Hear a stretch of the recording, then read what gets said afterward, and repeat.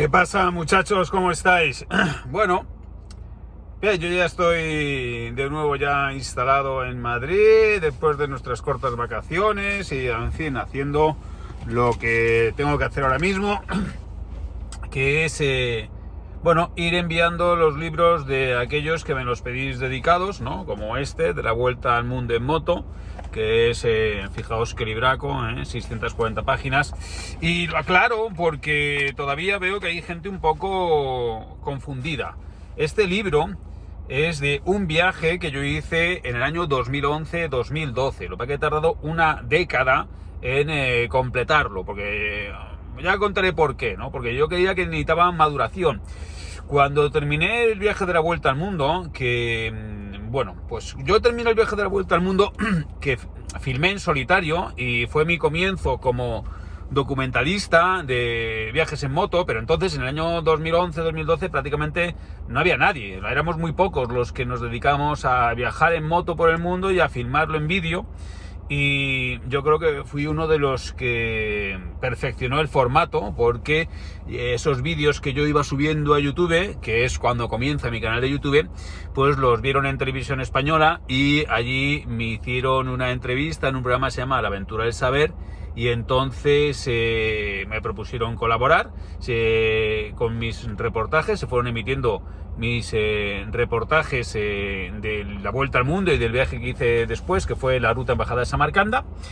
Y como consecuencia de esos documentales cortitos de 6-7 minutos que yo me grababa a mí mismo, ¿no? Que los fui perfeccionando y los vio mucha gente, pues entonces fue cuando me propusieron hacer la serie Diario un Nómada. Y entonces eso está contado en el libro Nómada en Sudamérica. Es decir, cómo me proponen a mí hacer la serie, cómo tengo que hacerla, porque no fue nada fácil, y cómo al final me dio la mano a la cabeza y decido irme yo con un cámara que contraté y con un conductor a Sudamérica por mi cuenta de riesgo, pasar 3 meses allí y sin tener ni puñetera de hacer televisión, hacer la primera temporada, y a partir de ahí la serie funciona y empieza a salir bien. Eso es en el año 2015. Hasta entonces yo viajaba en solitario y me grababa a mí mismo, así que este formato me lo inventé yo, o sea, prácticamente, ¿no? Entonces lo que pasa es que después he conseguido hacer de esto un proyecto audiovisual profesional que me permite viajar por todo el mundo, por donde quiera, sin preocuparme tanto de si me alcanza la pasta, no me alcanza la pasta, en fin. Luego, bueno, tengo que asumir yo los riesgos de la producción, pero por ahora he conseguido vender mis documentales y de hecho que me conozca mucha gente, ¿no? Y uno de los datos que yo creo que es relevante para entenderlo es que cuando yo terminé la Vuelta al Mundo en moto, que la conté en Facebook, en YouTube y en Twitter, pues es que en Facebook yo justo cuando completé la Vuelta al Mundo tuve que cambiar el perfil personal a un perfil profesional porque tenía 5.000 amigos. Es decir, yo terminé la Vuelta al Mundo en el año 2012 con 5.000 amigos de Facebook y ahora en mi página web la siguen más de 110.000 o 115.000 personas. Entonces, la mayor parte de la gente que mira mis redes sociales no me conocía entonces, por eso a veces se quedan un poco sorprendidos con este libro de la Vuelta al Mundo, pero no saben muy bien dónde ubicarlo. Esto es un viaje que yo hago alrededor del planeta, es toda la Vuelta al Mundo, no son distintas anécdotas que yo vaya contando y una para hacer un libro, ¿no? No es el mundo en moto, no es moto por el mundo, nada, es la Vuelta al Mundo en moto, ruta exploradores olvidados. Son 50.000 kilómetros seguidos, 18 meses de viaje, 640 páginas, una aventura brutal en la cual yo voy cambiando como persona desde que empiezo hasta que termino. Desde que yo salgo pisando Egipto, ¿no? Hasta que consigo llegar a Filipinas y después de Filipinas a Canadá, Alaska y demás, pues cambio como persona una barbaridad. Y después, como están los documentales, se puede acompañar perfectamente con la visión de los documentales que están en YouTube y que se emiten en Garage TV y en Escapa TV. En fin, es un viaje absolutamente trazable que tuvo la virtud de que yo creo que ha sido la única vuelta al mundo en moto que llega a Filipinas, porque era mi objetivo el seguir la huella de los exploradores españoles, y por tanto tenía que llegar a Filipinas, porque Filipinas la descubrieron Magallanes y Elcano, y después fue colonizada por Miguel López de Legazpi, un personaje del que yo hablo en el libro, y desde luego creo que es mi mejor libro. y que se puede empezar a leerme por él, ¿no? Y está lleno de reflexiones de las cuales vamos a ir hablando en estos próximos vídeos, porque yo creo que son importantes. Bueno, si has aguantado este rollo hasta aquí, ya te anticipo que me voy a meter en un jardín muy potente, que voy a hablar de la religión. Pero bueno, con respecto a la religión, ¿no? Tanto mi religión como lo que yo opino de la religión, esta es otro tema de los que está tratado en el libro. Y ahora voy a leerte un capitulito para que veas un poco cuál es la temática, el tono en el que yo narro esta aventura, ¿no? Estoy en el Cairo y ya he conseguido el visado de Sudán y entonces me voy hacia el Mar Rojo, porque quiero ver el Mar Rojo, ¿no? Entonces cruzo la ciudad sobre un largo puente en dirección al este, desde las alturas. El Cairo semeja un océano de polvo del que se yerguen brillantes rascacielos y alargados minaretes, pero también muchas cruces y espigados campanarios de iglesia. Son de los templos coptos. Hay muchos más de los que hubiera imaginado. Dejar atrás la capital de Egipto supone un largo viaje porque la ciudad pareciera expandirse infinita en suburbios interminables. Por fin, después de mucho bregar, esquivar, fintar y sobrevivir, dejo atrás la densa capa de polución y la gran urbe. De repente, abruptamente, me zambullo en el desierto del Sáhara Oriental y en una claridad abrumadora. Pero no es el desierto puro de los cuentos de las 1001 noches, sino un páramo arenoso y sucio plagado de basura, de residuos y de bolsas de plástico. Es la inmundicia urbana arrastrada por el viento a muchos kilómetros a la redonda de su origen. La carretera que conduce al Mar Rojo es una autopista de asfalto inmejorable. No me cobran en las casetas de peaje, pero sí me paran en los numerosos controles militares. El país vive en alerta. En esta carretera se han cometido algunos atentados. Los soldados y policías me reconocen inmediatamente como extranjero al verme aparecer sobreatrevida. Imposible pasar desapercibido. Ventajas de ir en moto. Sin amabilidad alguna, exigen la documentación y hacen todo tipo de preguntas sobre origen, procedencia y destino. Revisan mis papeles, comprueban el visado y apuntan mis datos en básicos cuadernos. Entonces me dejan seguir. No me sorprende tener que parar tantas veces. Estos checkpoints son una presencia muy habitual en la mayor parte de las carreteras del planeta.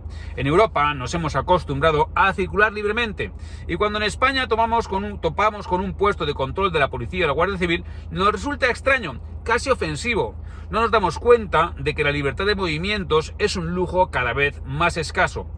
Me molesta tener que detener la marcha, enseñar la documentación, aguantar las bromas, pero más me molestaría que este puesto de control no fuera del ejército egipcio, sino de los terroristas. Y si el ejército no estuviera aquí, entonces estarían ellos. Es un juego de vasos comunicantes. Si el Estado desaparece o es débil, su lugar lo ocupan los ejércitos privados de los señores de la guerra. Bueno, sigo tal...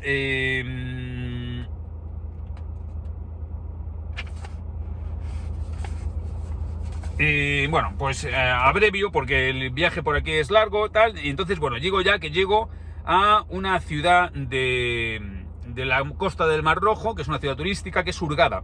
En total han sido 440 kilómetros, una buena ración de planeta para un tipo enfermo, porque en ese momento yo me encontraba enfermo. La ciudad, tan fea como el resto de los pueblos que he visto en el viaje, parece cualquier cosa menos un apetecible destino vacacional, hasta que llego a la Corniche, que es el paseo marítimo. Entonces veo lujosos resorts y muchos carteles escritos en cirílico.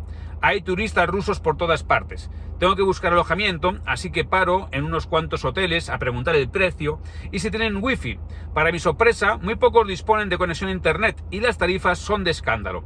Casi todos cuestan $100 la habitación y eso para mí es prohibitivo. Se repite una situación curiosa. En casi todos los hoteles hay un arco de seguridad y un par de policías. Cuando me ven aparcar la moto y entrar, siempre me dicen que no puedo dejarla ahí. Los mando a tomar por saco con una sonrisa. ¿Dónde vas?, preguntan con gesto antipático y en un inglés chirriante. A recepción, contesto en español sin dejar de sonreír. ¿A dónde, si no puede ir un occidental que entra en un hotel? Ellos no comprenden que esta es una fórmula muy normal de comportarse en los hoteles, pero no aquí. A estos establecimientos del Mar Rojo no llega ningún cliente en su propio vehículo. A los turistas los traen directamente en autobús desde el aeropuerto. Un tipo que aparca fuera una moto llena de maletas y entra vestido de astronauta solo puede ser sospechoso. Observo el decorado de estos hoteles, pirámides de escayola, piscinas, sombrillas. El lugar está lleno de rusos, muchos de ellos completamente borrachos. Las mujeres van en bikini y exhibiendo carne pálida. Los camareros y botones circulan entre el ganado semidesnudo con ojos de lobo hambriento. A estos pobres menestrales los contratan en las humildes aldeas vecinas. Nunca han visto tanta carne pecaminosa. Se ve en sus ojos que les encantaría darse un atracón de sexo eslavo. No sucederá. Las rusas ni los ven, los traspasan con la mirada. Pero yo sí veo que esta tensión acabará mal. En las mezquitas de su pueblo les dicen que estas rubias que se tumban en cueros a tomar el sol son la encarnación del mal, y ya se sabe que muy pronto se quiere destruir aquello que se desea y no se obtiene. El manager de un hotel me explica que con la crisis los europeos dejaron de venir, pero que ahora hay vuelo low cost directo a Rusia y que los rusos son muy buenos clientes, gastan mucho dinero y no paran de beber. Lo que él no sabe todavía es que dentro de pocos años también estos dejarán de venir después de que los terroristas vuelen en 2015 un avión ruso sobre la península de Sinai matando a sus 224 pasajeros. Bueno, este es mi libro La Vuelta al Mundo en Moto y como acabas de comprobar, no solamente se trata de contarte cómo es mi viaje o cómo fue mi viaje en ese momento, sino cómo es el mundo en general y además comparándolo con nuestra propia realidad. Pero si he tardado 10 años en publicar este libro era porque quería comprender exactamente lo que había pasado y por tanto contárselo al lector, lo que había pasado tanto en mi mundo personal, íntimo, como en el mundo exterior que yo conocí. Es decir, si yo cuando hubiera vuelto de mi viaje de la vuelta al mundo hubiera cogido el blog que yo en ese momento llevaba y lo hubiera publicado con tapas, pues quizás hubiera llegado a los 5.000 que en ese momento estaban en mi Facebook y hubiera sido simplemente un blog en tapa dura. Pero yo no quería eso. Yo primero quería que el libro llegara a más personas, como ahora mismo está llegando, pero sobre todo lo que quería era saber la evolución que comienza en la vuelta al mundo en moto, tanto personal como del mundo, en qué para. En lo personal, pues evidentemente no se puede explicar lo que supuso la vuelta al mundo en moto, Ruta Exploradores Olvidados, sin conocer qué pasó después conmigo, que fue que me convertí en director de documentales de aventura para televisión, porque en ese momento no lo era. En ese momento yo filmaba para YouTube y no sabía qué iba a suceder, pero ya tenía un objetivo que era llegar a convertirme en narrador de historias audiovisuales, y por eso mis vídeos no eran simplemente los vídeos de un tío que viaja en moto, ¿no? Sino eran los vídeos de alguien que viaja en moto siguiendo la huella de los exploradores españoles, que intenta encontrar algo cultural, pero al mismo tiempo se muestra transparente, como es, enfadado, bebiendo cerveza, gritando, eufórico. Entonces todas esas historias que surgen en la vuelta al mundo, que son la del Very Good My Friend, la del Big Monkey, todo eso es el retrato que yo voy dejando de mí en el momento en que me voy filmando. Pero teníamos que saber cómo acababa eso, y eso no se puede explicar si yo no espero 10 años a ver en qué me he convertido como consecuencia de ese viaje de la vuelta al mundo. Porque si yo ahora hago documentales de aventura, publico libros en editoriales, tengo 2 hijos y estoy casado, fue porque hice la vuelta al mundo en moto. Porque todo está unido. Yo, como consecuencia de realizar ese viaje iniciático, primero soy persona diferente, después conseguí un trabajo diferente, me salió bien y además conocí a mi mujer porque me entrevistó por este cambio de vida. Es decir, todo está relacionado, y si yo no espero a ver cuáles son todas las consecuencias que ese viaje tiene, no se podría contar el viaje. Pero es más, yo no podría contar cómo es el viaje por el mundo sin saber qué ha pasado con el mundo en esos 10 años. Porque cuando yo me voy, en el año 2011, España tiene una prensa pésima desde el punto de vista económico. Es decir, cuando yo iba a los hoteles en Egipto, me decían, cuando yo decía que era español, que pobre, porque en España había mucho paro, porque todos los medios internacionales estaban ofreciendo imágenes de España como de desastre económico, ¿no? De niños cogiendo comida en la basura.